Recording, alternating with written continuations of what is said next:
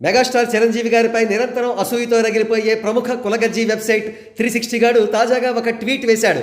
వాడు అంటాడు కదా, చిరంజీవి గారు ప్రతి కుల్ఫీ సినిమాను, టీవీ సీరియల్ స్థాయి సినిమాను ఎంకరేజ్ చేస్తూ ఉంటారు, దానికి సంబంధించి ట్వీట్స్ కూడా వేస్తూ ఉంటారు.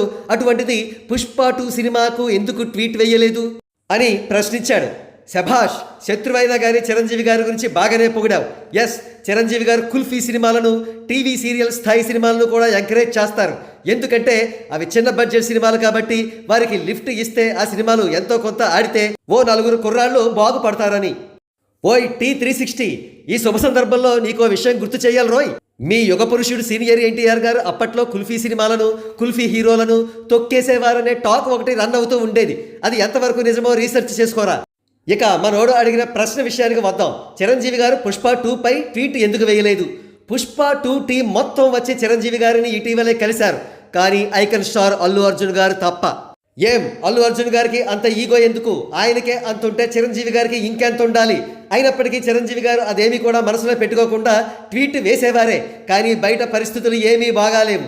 అల్లు అర్జున్ గారు చిరంజీవి గారిని కలుసుకోకుండా చిరంజీవి గారి ట్వీట్ వేస్తే తెలుగు రాష్ట్రాల్లోని కోట్లాది మంది మెగాభిమానులు హర్ట్ అవుతారు. అసూయ అనే ఫ్యాక్టర్ ఉందా అని ప్రశ్నించాము. ఎవరికి రా అసూయ? నీకుంది అసూయ, విపరీతమైన అసూయ. అసలు బాలకృష్ణ గారిని దేవర సినిమాకు ట్వీట్ ఎందుకు వేయలేదు, పబ్లిక్గా ఒక స్టేట్మెంట్ ఎందుకు ఇవ్వలేదు అని ఏనాడైనా ప్రశ్నించావా? ప్రశ్నించవు నువ్వు. ఎందుకంటే విపరీతమైన కులగజ్జితో బాధపడుతూ డిప్రెషన్లోకి పోయి చిరంజీవి గారు 40 సంవత్సరాల నుండి ఇండస్ట్రీని రూల్ చేస్తున్నారని కడుపు మంటతో నిద్రాహారాలు కూడా లేకుండా బతుకుతున్నావు కదా, అందుకే నీకేరా ఉంది అసూయ.